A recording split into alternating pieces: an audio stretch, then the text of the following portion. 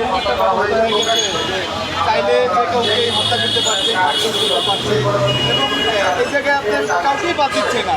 বিশেষ করে এই যারা চাঁদাবাজি বিভিন্ন দুর্নীতি তাদের সবচেয়ে বেশি টার্গেট থাকে সাংবাদিক। কারণ এই সাংবাদিকরা আসলে রাষ্ট্রের যে দুর্নীতি আছে, যত অপকর্ম আছে, সাংবাদিকরা সেটা তুলে ধরে রাষ্ট্রের কাছে, সমাজের কাছে। সেক্ষেত্রে এরা তারা সন্ত্রাসী দুর্নীতি যারা সাংবাদিকদের সবসময় টার্গেট করে এবং এই টার্গেট করলে এই বিভিন্ন সময় দেখা যায় বিভিন্ন জায়গায় সাংবাদিককে মেরেই ফেলে। সেক্ষেত্রে আসলে রাষ্ট্রের দেখা যায় না এই সন্ত্রাসীদের ব্যাপারে ব্যবস্থা নেয় না, তারা পাশে সাংবাদিকদের যে হত্যা করে হত্যার করে যে দৃষ্টান্তমূলক একটা শাস্তি দিবে সেটা দেখে যে লাঠি যারা আছে তারাও তারা ভয় পায়।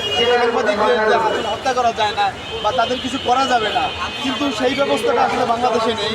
তবে 5 আগস্টের পরে আমরা সবাই নতুন বাংলাদেশ দাবিদার, কিন্তু আমরা যা দেখলাম যে 5 আগস্টের পরে বাংলাদেশের সবচেয়ে বেশি হত্যাকাণ্ডের শিকার যেভাবে মানুষ দিনে দুপুরে হচ্ছে, তাতে আপনারা পিছনে তাকালে দেখতে পাবেন যে চকবাজারের শখ ব্যবসায়ীকে যেভাবে দিনে দুপুরে সন্ত্রাসীরা অমানবিক নির্যাতন করে তাকে হত্যা করা হয়েছে, তার এরকম দৃষ্টান্তমূলক কোনো শাস্তি নেই।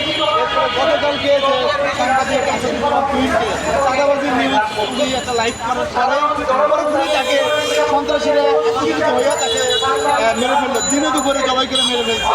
এটা কি আসলে নতুন বাংলাদেশ বা স্বাধীন বাংলাদেশের নতুন সংবাদ? আসলে এটা বাংলাদেশে সম্ভব হচ্ছে, কারণ এই দেশের সরকারের কী ব্যবস্থা সেটা আমি দেখতেছি না।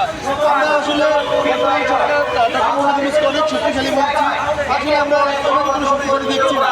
আমরা চাই যে বর্তমানে ইউনূস সরকার মিনিমাম সাংবাদিকদের সুরক্ষার জন্য একটি আইন করুক এবং যারা সাংবাদিকদের উপরে আসলে কোনো মানুষ যেন আশ্রিত কথা না বলতে পারে। কারণ এই সাংবাদিকরা যদি থেমে যায়, সাংবাদিকদের কলম থেমে যায়, আমারও থেমে যায়, তাহলে এই রাষ্ট্রের অপকর্মের সময় শেষ থাকবে না।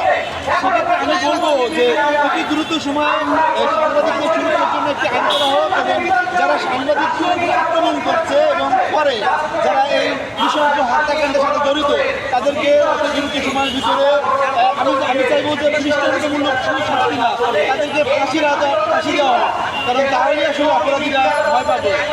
আমি এটাই চাই যে বাংলাদেশে আসলে এই ধরনের অপরাধ আমরা আসলে চাই না।